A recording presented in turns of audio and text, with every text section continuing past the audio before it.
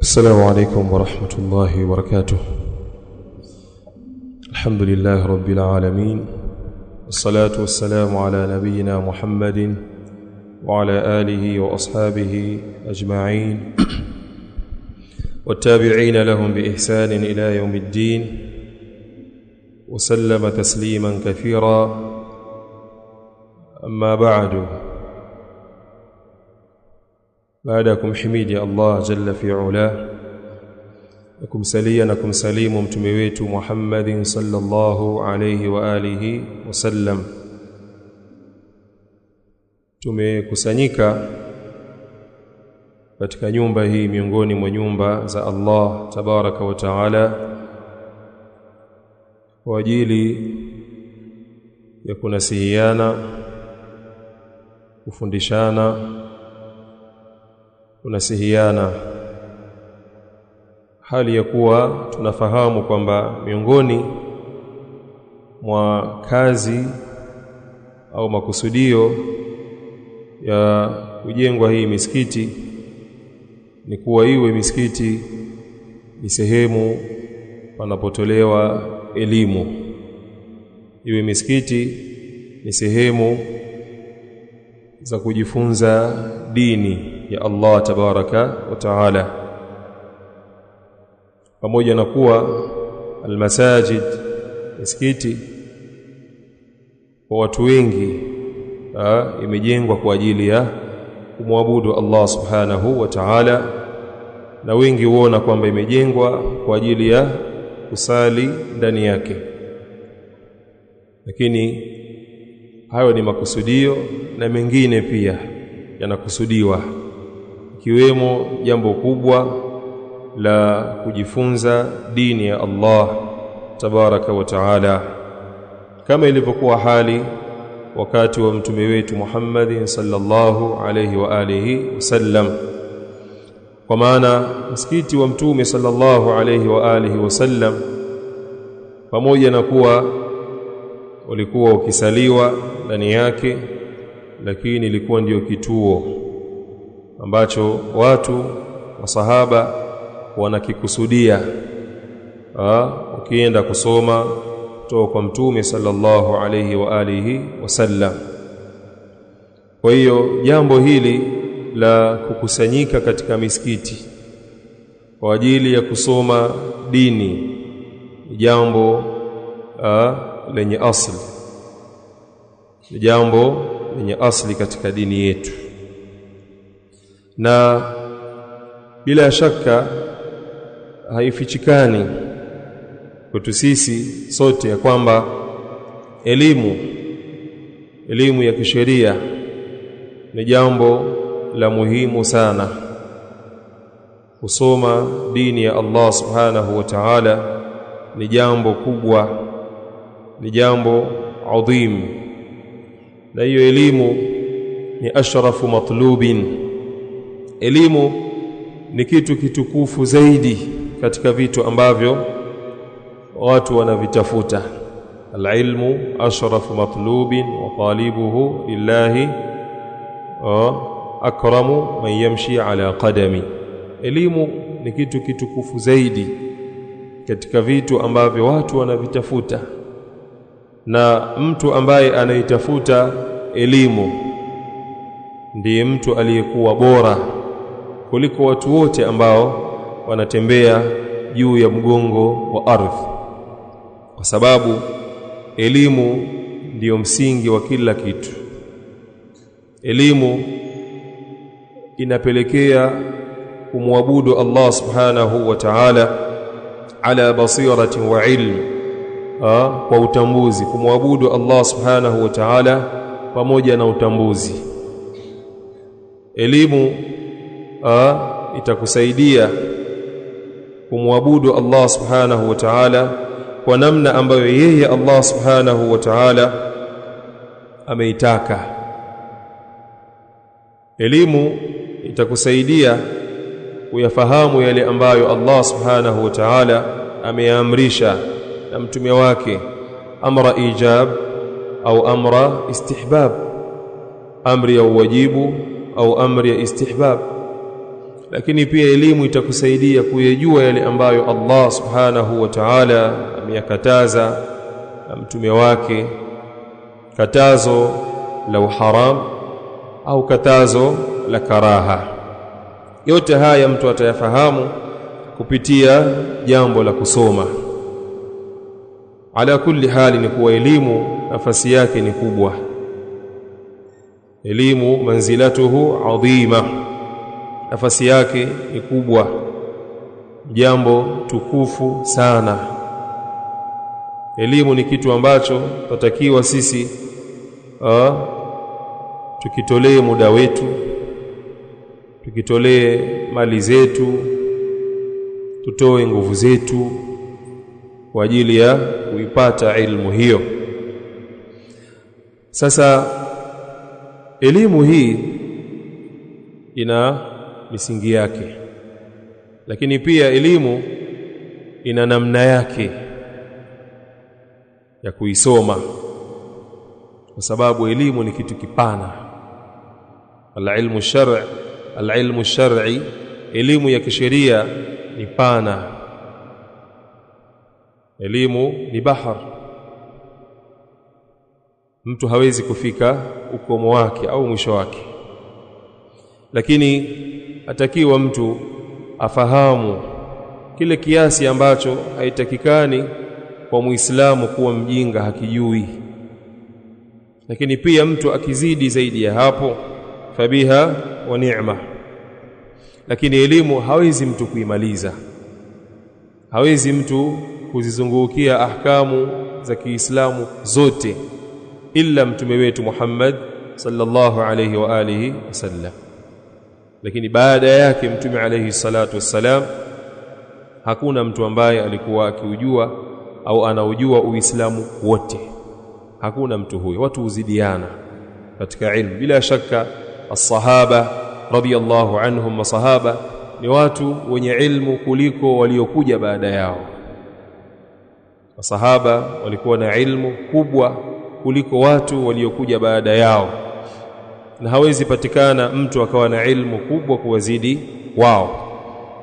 Lakini elimu ni pana. Sasa kama ni pana elimu, tutakiwa tujue namna pia ya kuiendea elimu. Ndio maana elimu ina adabu. Katika kusoma kuna adabu talibil ilmi au adabu talabil ilmi, adabu za kujifunza elimu, adabu katika kutafuta elimu ambazo tunaelekezwa, tunapewa sisi wanafunzi ili zitusaidie katika safari yetu ya kusoma. Sasa mimi katika muhadhara wangu wa leo nimechagua nizungumzie jambo moja au adabu moja katika adabu talabil ilm, katika adabu za kuitafuta elimu. Adabu yenyewe inaitwa at-tadarruju fi talabil ilmi. At-tadarruju fi talabil ilmi, kwenda kidogo kidogo, hatua kwa hatua, kwa kuanzia chini na kwenda juu katika jambo la kusoma. At-tadarruju fi talabil ilmi, kusoma kidogo kidogo, hatua baada ya hatua. Mtu akaanzia chini akawa anakwenda juu katika usomaji wake. Hii ni adabu katika adabu ambazo wanawazuoni wetu wanazitaja, na adabu hii hawakuizua wao. Ni adabu ina asli katika dini yetu. Mtume wetu Muhammad sallallahu alayhi wa alihi wasallam hakuteremshiwa Qur'ani jumlatan wahida, hakuteremshiwa Qur'ani yote mara moja. Si jambo ambalo lashindikana kwa Allah subhanahu wa ta'ala, inna Allah ala kulli shay'in qadir. Lakini Allah subhanahu wa ta'ala kwa hikma kubwa ameiteremsha Qur'ani kwa kuigawa. Ikawa Allah subhanahu wa ta'ala anaziteremsha ayat au suwar katika wakati ambao yeye anautaka. Kwa maana suwar na ayat zimepishana katika nyakati. Ndio maana hata katika mpangilio wa suwar Mtume sallallahu alayhi wa alihi wasallam ilikuwa ikiteremka kwake aya, anawaambia masahaba, hii wekeni sehemu fulani, hii wekeni katika sura fulani, akiwaelekeza kuonesha kwamba imeteremka kidogo kidogo.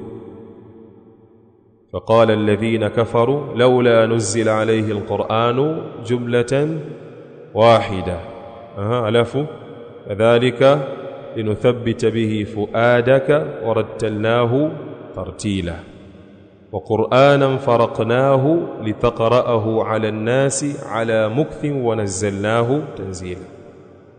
فالله سبحانه وتعالى ameiteremsha Qur'ani hivyo kwa hikma kubwa sana. Kwa hata katika jambo la kusoma, ikiwa Mtume sallallahu alayhi wa alihi wasallam ameteremshiwa Qur'ani kwa njia hiyo taratibu taratibu, sasa katika jambo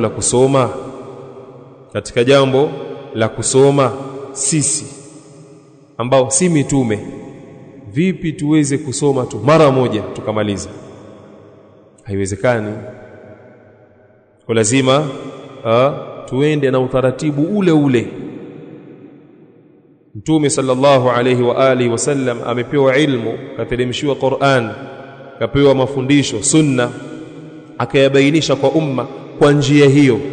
Sana sisi pia tutatakiwa tufuate njia hiyo hiyo katika kusoma, katika kuisoma Qur'an, katika kuyasoma mafundisho yake sallallahu alayhi wa alihi wasallam. Na ndiyo maana mtu yeyote ambaye ana raghba ya kusoma, ana hirs, ana pupa ya kusoma ilmu, lakini ikawa hafuati utaratibu huu, mara nyingi hafanikiwi katika jambo la kusoma, kwa sababu hii ni adabu itakiwa ifuatwe. Elimu ya dini ina miko yake, haitakiwi kuivunja miko yake. Kwa inawezekana mtu akawa anasoma, anajitahidi kusoma, lakini kwa kuwa amekosea njia za elimu, ikiwemo hii niliyotaja, ikawa hapati elimu. Mtu asoma kitabu hiki, kitabu kile, fani hii, fani ile, asoma hiki, anasoma kile, maalumati mengi, lakini sasa ukimwangalia katika upande wa at-tahsil kwamba sasa ni mtu amefahamu, sasa ameelewa, utakuta hakuna kitu. Anahesabu tu vitabu, nimesoma kitabu fulani, kitabu fulani, kitabu fulani. Sasa sisi hatutakiwi tuwe hivyo. Tutakiwa tulifahamu hili jambo mapema na tulazimiane nalo ili tufanikiwe katika safari yetu ya kusoma ilmu. Na kila adabu ambayo tunafundishwa tutakiwa pia tuifanyie kazi. Kila adabu ambayo tunafundishwa katika adabu za kutafuta ilmu tutakiwa tulazimiane nayo. Sasa hapa nitasoma maneno ya fadilatu Sheikh Dr. Abdussalam ibn Muhammad Ash-Shuwai'ir hafidhahu Allah ta'ala. Nitasoma maelezo yake ambayo yeye anaelezea katika maelezo hayo kuhusu adabu hii at-tadarruju fi talabi al-ilmi. Anasema hafidhahu Allah ta'ala, wahinama, baada ya utangulizi wake akasema, wahinama natakallamu عن التدرج في الفقه أو في العلم عموما فإننا نتحدث عن جزئيتين. Sisi wakati tunapozungumzia jambo la kusoma kidogo kidogo kuanzia chini kwenda juu katika fiqhi au katika ilmu kwa ujumla, hakika hapana vingine, au hakika sisi tunazungumzia sehemu mbili. Aljuz'iyati alula, sehemu ya kwanza, anna almar'a, tunakusudia kwamba mtu yabda'u bil adna qabla al a'la, aanze kusoma kitu kidogo au kitu cha chini kabla ya kitu cha juu. Idh man yarqa ad-daraj fa innahu yabda'u bi adnahu thumma yarqa ila a'lahu, kwa sababu mtu ambaye anapanda ngazi, ad-daraj, mtu ambaye anapanda ngazi, kama anapanda mfano kwenda ghorofani kwenda juu, mtu ambaye anapanda ngazi huwa anaanza ngazi ya chini kisha anapanda akienda juu. Fahuwa albuda'atu bisaghiri qabla alkabir. Tadarruj maana yake ni kuanzia kusoma chini, kuanza kusoma vitu vidogo vidogo kabla ya vitu vikubwa, vitabu vidogo kabla ya vitabu vikubwa. Wabil ashali qabla al-as'ab, na kuanza kusoma vitu vilivyokuwa sahali kabla ya vitu vigumu. Wa hakadha min al-maani, na kama hivi katika maana nyingine. Wal amru athani alladhi naqsiduhu bitadarruj, na jambo la pili ambalo tunalikusudia tunaposema at-tadarruj, anna al-mar'a, ni kuwa mtu la budda an yastamirra fi ruqiyatin, hapana budi awe anaendelea katika kupanda. Kwa hiyo maana ya at-tadarruj, maana ya kwanza ni kuwa mtu aanze kusoma chini akielekea juu, aanze kusoma elimu ambayo ni nyepesi kuifahamu kabla ya kuelekea katika ilmu ambayo ni ngumu. Maana ya pili ni kuwa mtu awe anapanda katika kusoma. Haina maana kwamba tukiwaambia watu au tukiambiwa tusome kuanzia chini au kidogo kidogo tubakie katika sehemu moja. Hapana, bali tuanzie chini huku tukipanda kwenda juu. Kwa wanasema maana ya pili ni kuwa mtu hakuna budi aendelee fi ruqiyatin au fi ruqiyihi, katika kupanda awe anapanda juu. Idhi daraju fil ilmi laysa lahu haddun mahdud, kwa sababu ngazi, kupanda ngazi katika ilmu ni kitu ambacho hakina mpaka. Laysa lahu haddun mahdudun, wa man dhanna annahu qad raqa li'a'la ad-darajat wa wasala liasmaha fahuwa fil haqiqati qad wasala liadnaha idh la nihayata lililmi. Na mtu ambaye atadhani kwamba yeye ashapanda na amefikia katika daraja za juu katika ilmu na amefikia asmaha, maana yake ni moja, amefikia daraja ya juu katika ilmu, fahuwa fil haqiqati, mtu huyo kihakika qad wasala liadnaha, huyo atakuwa amefikia katika ngazi ya chini sana, kwa sababu ilmu haina mwisho. Kwa hivyo atakayedhani kwamba hapa nilipofikia sasa hivi mimi nipo juu sana, na uelewa mkubwa na ilmu kubwa, watu ninaokaa nao wote ninawazidi mimi, kwa hivyo na ilmu nyingi na ilmu kubwa, huyo atakuwa yupo katika ngazi ya chini, kwa sababu ilmu haina ukomo. Wala yadhunnu almar'u annahu qad ahata bililmi, wala yadhunnu almar'u annahu qad ahata bililmi illa jahil, na wala hapana mtu ambaye atadhani kwamba yeye ameizungukia ilmu yote isipokuwa mtu mjinga. Waqad qala al-Imam Shafi'i rahimahullah, na kwa hakika amesema al-Imam Shafi'i Allah amrehemu, innal ilma arba'atu arba', elimu ina rubu'u nne, ina sehemu nne elimu. Man ta'allama ar-rubu' al-awwal minhu wa huwa aqallu hadhihi al-arba' dhanna annahu a'lamu an-nas, mtu ambaye atasoma ile robo ya kwanza, elimu ina sehemu nne, elimu ina sehemu nne. Atakayesoma ile robo ya kwanza, sehemu ya kwanza katika hiyo ilmu, wa huwa aqallu hadhihi al-arba', na hiyo ndiyo sehemu iliyokuwa chache zaidi, ya chini zaidi katika hizi nne, dhanna annahu a'lamu an-nas, atadhani kwamba yeye ni katika watu wajuzi mno.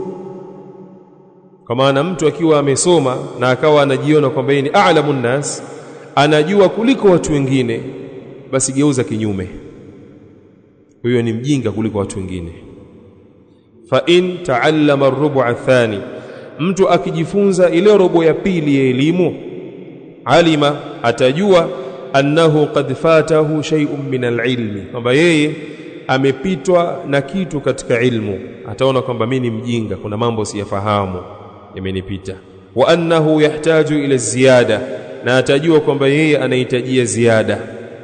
Kwa ukiona wasoma alafu waona kwamba ishajua, ukakinai kusoma, ikawa hutaki tena kusoma, wanashafikia katika level ya juu, maana yake upo katika robo ya kwanza, ambayo ni robo haitakikani mtu awepo hapo. Sehemu ya pili ni mtu ataona kwamba kuna sehemu imempita katika ilmu na anahitajia ziada.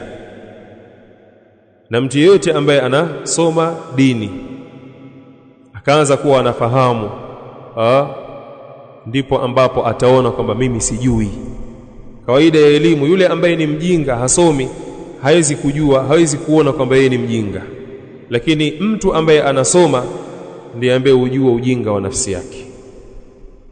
Kisoma ukaanza kuelewa kile ambacho unakisoma, utaanza kuona kwamba mimi sijui hiki, sijui kile, natakiwa nizidi katika jambo la kusoma. Qala, kisha akasema fa in ta'allama ar-rubu' ath-thalith, mtu akijifunza ile robo ya tatu, ay zada ilmuhu wa ta'allama ar-rubu' ath-thalitha, alima annama fatahu min al-ilmi akthar bikathirin mimma adrak. Huyu sasa atajua kwamba yale yaliyompita katika ilmu ni mengi zaidi kuliko yale anayoyafahamu. Wa hadha huwa tariqatu ahli alilmi, na hii ndiyo njia ya watu wa ilmu. Hinama idha zada ilmuhum fil mas'ala kathura tawaqqufuhum, watu wa ilmu kila ambapo elimu yao inazidi katika mas'ala fulani, basi kunazidi kule kutawakafu kwao, yani kutokata hukumu katika mambo. Wazada ijabatuhum bila adri, na kunazidi kujibu kwao kwamba sijui. Tuona maulama watu wenye ilmu ni watu wepesi sana kutawakafu. Aulizwa masala fulani akasema aulizwe mtu mwingine asiyekuwa mimi, au akatawakaf Allahu a'lam, au akasema la adri, sijui. Ni alim wanawazuoni, lakini akatawakaf katika masala, au akasema kabisa sijui. Kama qala al-Maimuni, kama alivyosema al-Maimuni lamma suil, wakati alipoulizwa, lima al-Imam Ahmad rahimahullahu ta'ala yukthiru min la adri, kwa nini al-Imam Ahmad anakithirisha sana kusema la adri? Nani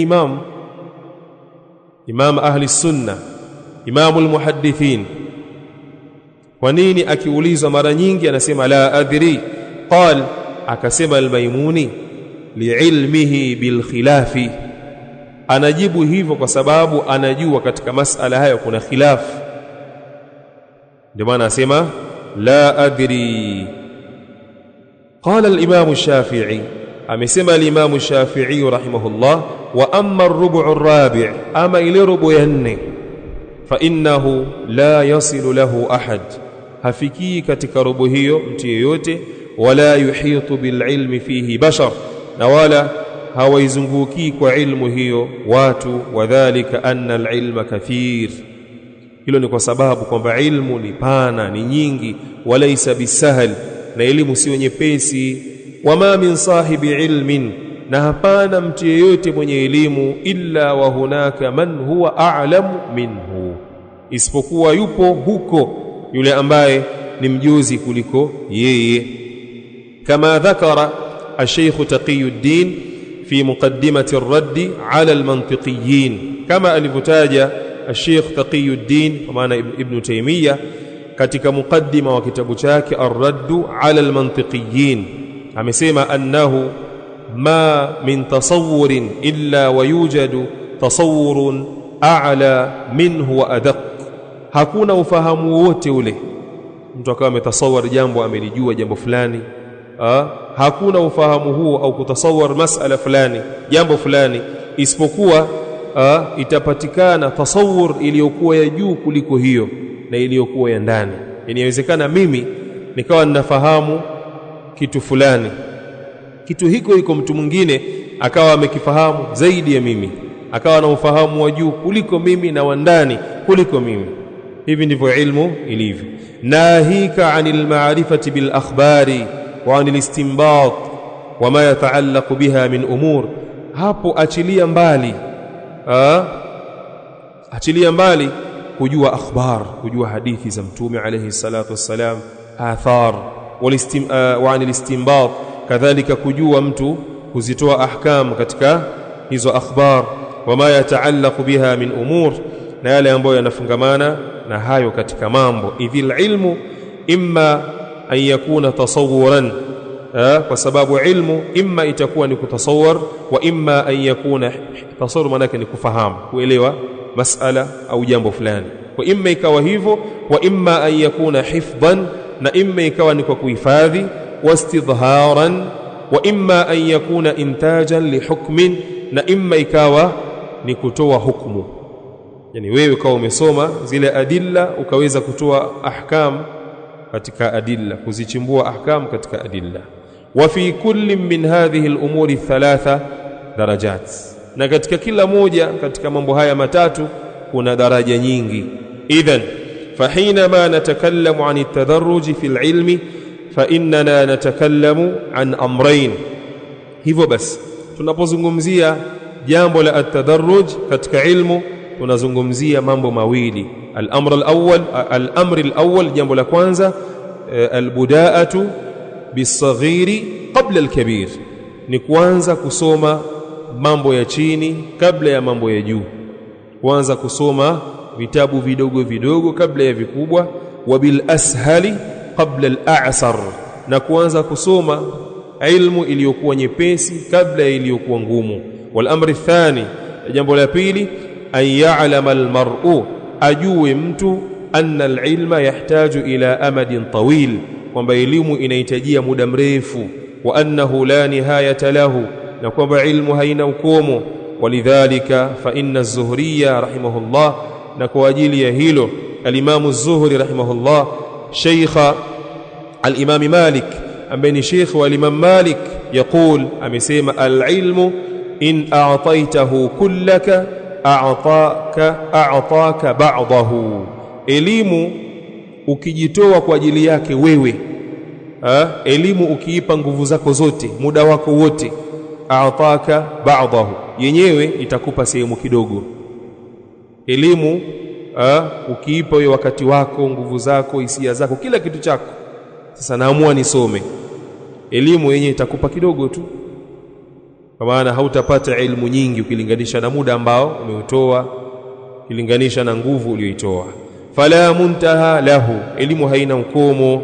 Wa kana alulama yaqulun, na walikuwa maulama wanasema, almahbaratu ila almaqbara, kwa maana mtu alazimiane na kichupa cha wino kuanzia akiwa mdogo, atakwenda nacho maisha yake yote mpaka kufa. Kwa maana jambo la kusoma ilmu ni endelevu mpaka umauti. Ndio maana almahbaratu ila almaqbara, kwa maana mtu asome kila siku mpaka kufa kwake. Fal insanu yaktubu alilma, mtu atakiwa aandike elimu, wayadrusuhu, na aisome, wayandhuru fihi, na atazame ndani yake, atafakari, wayusail, na aulize, wayudhakir, afanye mudhakara, wayuallim, pia afundishe, ila an yuqbara, mpaka atakapozikwa. Some, uhifadhi, fahamu, udhibiti, ufanye mudhakara, lakini pia ufundishe, ila an yuqbar, mpaka mtu anazikwa. Wayudrasa fi qabrihi, na mpaka mtu achakae katika kaburi lake.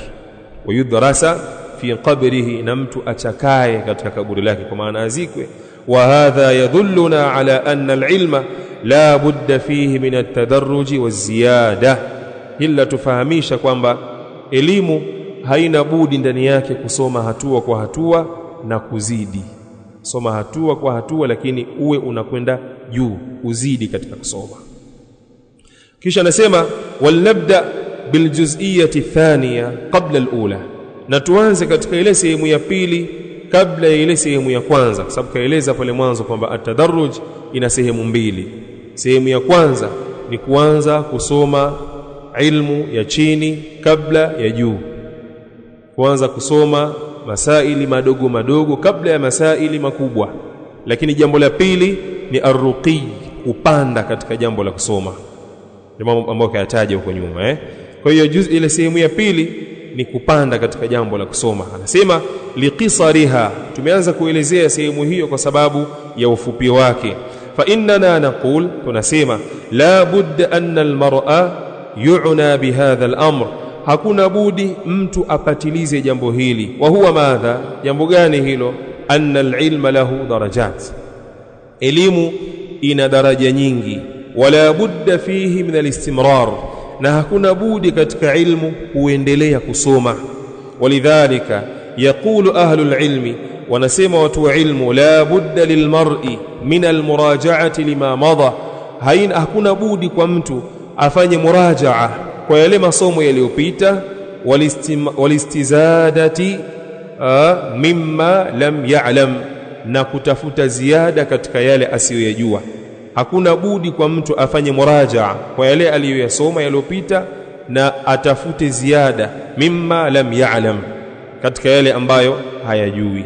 Waqad sabaqa ma'ana, na imetangulia pamoja na sisi, qad sabaqa ma'ana, na imetangulia pamoja na sisi fi liqa'ina fil ams, katika mkutano wetu tulipokutana jana, anna ahla alilmi yaqulun, kwamba watu wa ilmu wanasema la budda an yakuna lilmar'i hirzun au yakuna lahu hizbun min alquran, hakuna budi mtu awe ana hizbu katika Qur'an, uradi wake aloweka sehemu ya kusoma Qur'ani kila siku. La budda an yakuna lahu hizbun min alquran fi kulli yawm, وقد ذكروا lidhalika haddan, na wametaja kwa ajili ya jambo hilo hadd, kwamba kila mtu kwa siku asome kiasi fulani katika Qur'an. Kama naqala ibn abi ya'la ittifaq ahli alilmi, kama alivyonukuu al-imam ibn abi ya'la maafikiano ya watu wa ilmu, ala annahu yukrahu lilmar'i, kwamba haipendezi kwa mtu ayamurru alayhi 40 yawma, zikampitie siku 40 bila qira'atin lilquran, pasi na kusoma Qur'an. Haitakikani kwa mtu zikampitie siku 40 hajasoma Qur'ani, si jambo la sawa sawa hilo.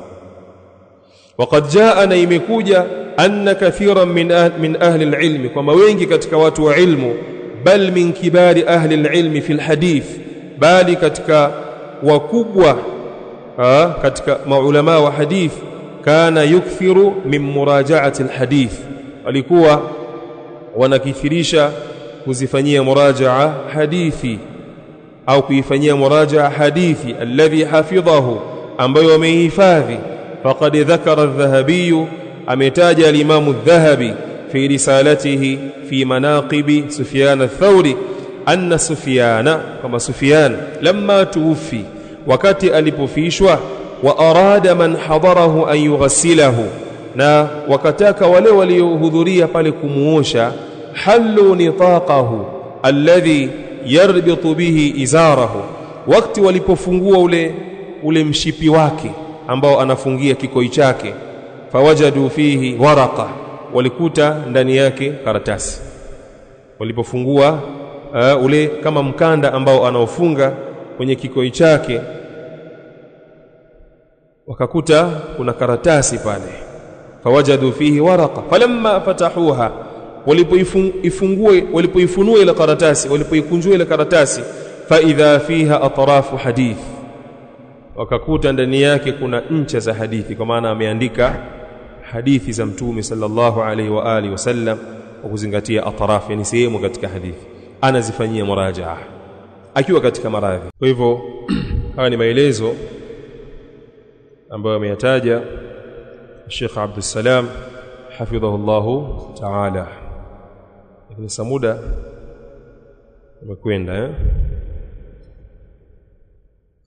Hasil ni kwamba haya maelezo yanatuonesha umuhimu wa adabu hii au jambo hili la atadarruju bi talabi alilmi, kwenda hatua kwa hatua katika jambo la kusoma ilmu. Sasa ameeleza maelezo mengi, lakini pia akataja kipi ambacho atakiwa aanze nacho mwanafunzi katika kusoma, atangulize nini katika kusoma. Haya pia ameeleza kwa mwanafunzi. Jambo la kwanza ambalo atakiwa aanze nalo katika kusoma kwake, ajishughulishe na kujifunza kusoma Qur'ani, ajue kuisoma Qur'ani vizuri kabisa. Alafu baada ya hapo aihifadhi hiyo Qur'ani, ajifunze kusoma Qur'an, i'rabul Qur'an, yani kusoma Qur'ani kwa kuipatia kupatia haraka zake, lakini pia kuzitamka herufi kama wanavyotamka kwenye lugha yao, kuzitamka herufi zinapotamkwa Kiarabu, lakini pia kuhifadhi kitabu cha Allah subhanahu wa ta'ala. Pia katika ilmu za mwanzo baada ya Qur'an ni as-sunnatu an-nabawiyya, hadithi za mtume sallallahu alayhi wa alihi wasallam, atakiwa mtu azipatilize, kwa maana azifahamu ile matamko ya mtume sallallahu alayhi wa alihi wasallam, ayafahamu fahaman sahiha, ufahamu uliokuwa sahihi, lakini pia fahamu maana yake na mengineyo katika maelezo ambayo ameyatoa. Kuhadid kufunga njia maalum ya usomaji ni jambo gumu, kwamba mtu katika kusoma atakiwa asome hivi, asome hivi, asome hivi, ni jambo gumu, kwa sababu watu hutofautiana. Watu wanatofautiana kwa kuzingatia miji yao na watu wenyewe namna walivyo. Ala kulli hali ni kuwa kusoma kunahitajia at-tadarruj, watakiwa watu wasome kidogo kidogo. Hili natakiwa lifahamike kwa wasomeshaji, lakini pia lifahamike kwa wale wasomaji. Lifahamike hili kwa wasomaji, kwa wasomeshaji, lakini pia lifahamike kwa wale wanaosoma. Na tukisema at-tadarruj, maana yake ni hiyo ambayo tumesoma katika maelezo hapo, kwamba watu wasome kidogo kidogo, waanzie min sighari al-ilmi ila kibari au qabla kibarihi, waanzie chini kabla ya juu. Lakini pia maana ya at-tadarruj ni kuzidi katika ilmu. Haina maana kwamba kila siku mtu atakuwa anasoma hapo hapo hendi. Hiyo sio maana ya at-tadarruj, hiyo sio maana ya at-tadarruj. Maana yake ni kweli utaanzia chini, lakini unapanda kwenda juu. Sasa kumekuwa na kukosea kwa watu wengi sana. Watu wengi wanakosea katika jambo la kusoma, hasa kwenye adabu hii. Sisi ni wanafunzi, sisi ni wanafunzi, tuna wajibu mkubwa sana na hasa si wanafunzi ambao ni masalafi, tuna wajibu mkubwa wa kulazimiana na adabu za ilmu kuliko wasiokuwa masalafi. Kwa nini? Kwa sababu si tuna bahati ya kulelewa na watu ambao wanafuata manhaj sahihi ya wema waliotangulia. Manhaj ya wema waliotangulia ukiifuata itakuongoza hata katika jambo la kusoma. Ile manhaji inaingia hadi mpaka pia katika almanhaju at-ta'limi, njia ya kusomesha na njia ya kusoma pia inaingia huko manhaji. Yani kwa mfano leo huwezi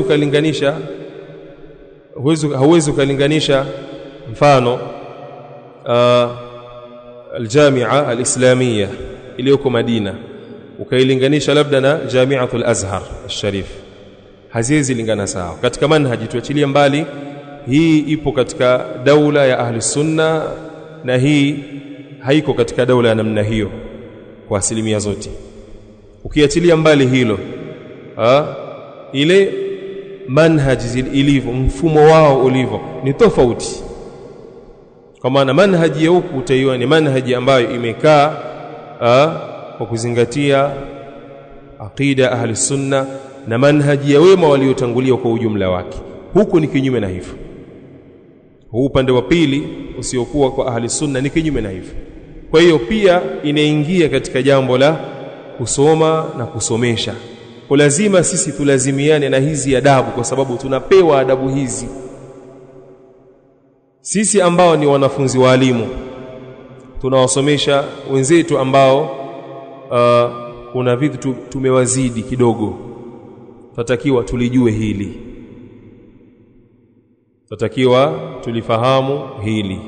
Lakini wale ambao pia tunawasomesha watakiwa nao pia walifahamu hili. Ndio maana elimu yataka subra. Sasa pamekuwa na makosa yanafanyika katika hili jambo kwa wasomeshaji, lakini pia kwa wasomaji. Pamekuwa na mtihani huu kwa wasomaji. Kwa wasomeshaji kivipi? Kumekuwa na usomeshaji ambao hauna mpangilio na kuangalia hali ya wasomaji. Sasa takiwa tuchunge kuwapotezea watu muda. Tatakiwa tuchunge kuwapotezea watu muda. Al-Imam Ahmad rahimahullahu ta'ala aliwahi kuulizwa kwamba mtu anawalea vijana, indahu shabab, ana vijana anawalea nyumbani kwake au mayatima hivi, ayusmi'uhumul hadith, je, awe anawasikizisha hadithi au anawahifadhisha hadithi za Mtume? Faqala la, hapana, bal yuqri'uhum alquran, bali awasomeshe kwanza Qur'ani mpaka waifahamu. Mfahamiana kuna mtu anakaa na vijana wake, anakaa nao kwake, yani muhaddith wakati huo. Sasa je, itafaa akawa anawahifadhisha hadithi?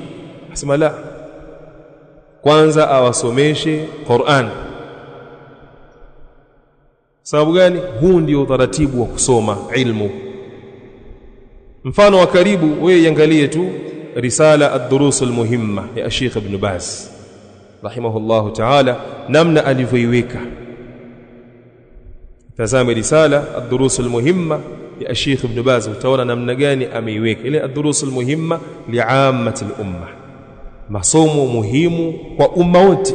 Yani muislamu yote atakiwa yafahamu yaliyomo katika ad-durus al-muhimma. Emu yatazame namna alivyoyapangilia rahimahullahu ta'ala, ndio utaona kwamba namna gani maulama wanavyowalea watu katika jambo la ilmu. Sisi tunatakiwa tuige hivyo, tusiwe na haraka katika kuwasomesha watu. Ikawa tokea unawasomesha watu, lakini kumbe mnufaika ni wewe tu, wafanye mudhakara, unafanya muraja ya vitu ambavyo wewe umesoma, lakini wale ambao ndio walengwa sasa wanaosomeshwa hakuna ambacho wanakipata, kwa sababu unachowasomesha ni nje na uwezo wao. Na mara nyingi mtu akiwa hivi kuwalea wale wanafunzi mpaka kuwaleta katika level hiyo ambayo atawasomesha hayo masomo anayosomesha, anakuwa hawawezi. Kuna watu hawezi kukaa akawasomesha watu, akaanza nao chini, mtu kaja hajui kabisa, akaanza naye kama ni qaida, ni Qur'ani, soma Qur'ani nadharan, kwa kutazama, akamuhifadhisha, hawezi. Kuna watu sasa takiwa tuangalie kuwapotezea watu muda. Ni bora muda huu ambao unatumika na nguvu kubwa hii watu wangeitumia katika kujifunza kitabu cha Allah subhanahu wa ta'ala. Pana waislamu leo Fatiha, al-Fatiha hawaijui. Hii alhamdu ambayo ni nguzo katika sala hawaijui. Lakini nao pia wamo katika kusoma vitabu vikubwa, unaingia darasani. Yani kikaa hapa kusomesha Bulughul Marami, nao wamo watakuja kusoma, lakini darasa ya Qur'an hawaingii, na alhamdu hawaijui, ambayo ni nguzo katika nguzo za swala. Hii si sawa sawa, hili si jambo la sawa. Alilmu ma nafa, elimu ni ile ambayo imenufaisha watu. Hiyo ndiyo elimu. Kwa maana wale watu ambao unakaa nao, ikiwa kinachowanufaisha ni qaida, ni bora kuwasomesha qaida kuliko hata kuwasomesha Sahih al-Bukhari, bali hata kuliko Qur'ani yenyewe. Yani hawa hawajasoma kabisa, herufi hawazijui. Kwa sasa ukiwasomesha qaida ni anfa lahum, ina manufaa zaidi kwao kuliko vitu vingine, na hii ndio elimu. Lakini pia upande wa pili kumekuwa na makosa, kwa wale ambao ni wanafunzi. Pana baadhi ya watu, si hapa kwetu tu, katika mji wetu wa Morogoro mpaka sehemu nyinginezo, wamekuwa wana tabia ya kuona kwamba wanacheleweshwa katika kusoma. Wapo katika marakiz za ahli sunna wanasoma kwa masalafi, kwa mashaikh au kwa talaba ambao ni mustafidun, lakini waona kwamba wanachelewa. Sasa wanatumia mlango huu kwenda kusoma kwa watu ambao kwa mujibu wa manhaji yetu haifai kusoma kwao, si masalafi. Huu ni msingi katika dawa yetu, kwamba mtu ambaye si salafi, dai sheikh ambaye si salafi, sisi hatutakiwi kwenda kusoma kwake. Hasa pana baadhi ya wanafunzi wanaghurika, wanatumia mwanya huu kuona kwamba mbona kama kuna masomo huku hatusomeshwi, hawa mashekhi zetu hawawezi au inakuwaje. Watumie njia hii kwenda kusoma kwa watu ambao si watu wa sawa. Hili jambo si la sawa. Sisi tunakusomesha hiki ambacho tunakusomesha, tunakuhurumia, tunaona kwamba ndicho ambacho unakiweza, lakini haina maana kwamba hatuwezi kusomesha hayo masomo mengine. Hayo unayoyakimbilia huko haina maana kwamba hatuwezi, twaweza, lakini tunakuhurumia wewe kwamba tukusomesha tutakupotezea muda. Na nifahamu ninachokisema? Naam, tutakupotezea muda. Bwana nakusomesha haya ambayo tunakusomesha tukupe msingi. Elimu ni kudhibiti misingi, dhabtul usul. Elimu kama hauwezi kudhibiti misingi yake hautaipata. Na kila kitu kina misingi yake, kila kitu kina misingi. Qur'ani kwa namna yake ya usomaji, hadithi za mtume kwa namna yake, katika masaili ya aqida, tauhid kwa namna. Kila kitu kina utaratibu wake na misingi yake. Sasa tunatakiwa tuwe na subra katika kusoma, tusipurupuke katika usomaji. Ikawaona kwamba utukufu na sharafu katika kusoma ni wewe kutembea na vitabu vikubwa, kwa nasoma kitabu fulani, nasoma kitabu, waelewa au yale makusudio ya huyo mwenye kitabu hicho unayafikia. Sababu si shida si kusoma tu kaelewa kwamba imesemwa hivi. Yule aliandika kitabu kuna kitu amekusudia kukupa wewe msomaji. Wewe unakielewa ambacho amekusudia? Huwezi kuelewa kwa sababu huna khalfia katika hilo, hauna maalumati ya mwanzo yaliyotangulia yatakayokuwezesha kufahamu hiki. Kwa hiyo tuweni na subra katika jambo la kusoma, tutulieni katika usomaji. Ilmu inasomwa kuanzia chini kwenda juu, na sio sawa sawa kukimbilia juu kabla hujafanya itqani katika yale mambo ya chini ambayo ndio ya muhimu, ambayo ndio msingi katika usomaji. Kwa nimeamua nifupishe maelezo yangu kwa nasaha hizo, na kuna sihini wanafunzi wenzangu, tuweni na subra katika kusoma, tuweni na subra katika kusoma. Hili jambo lipo kila sehemu, sijasema nimehusisha mji wetu pekee, kuna sehemu nyingi ziko hivyo. Pana baadhi ya shababu hughurika na watu ambao si watu wa sawa, sababu ile haraka waliokuwa nayo. Unakwambia tunacheleweshwa sisi, tikiwa sasa nisome kitu fulani. Hapana, fuata mwongozo uliowekewa na mwalimu wako, fuata mwongozo uliowekwa na markazi ambayo unasoma. Nifahamu wanafunzi, mmenielewa? Naam, kwa tuwe na utulivu katika kusoma. Elimu haiko hivyo. Elimu haitaki vurugu, haitaki fujo. Taratibu utaelewa tu. Elimu inakuja kidogo taratibu. Elimu inakuja taratibu, utaelewa tu biidhnillah. Kuwa na subra. Subhanakallahumma wa bihamdik, ashhadu an la ilaha illa anta, astaghfiruka wa atubu ilaik.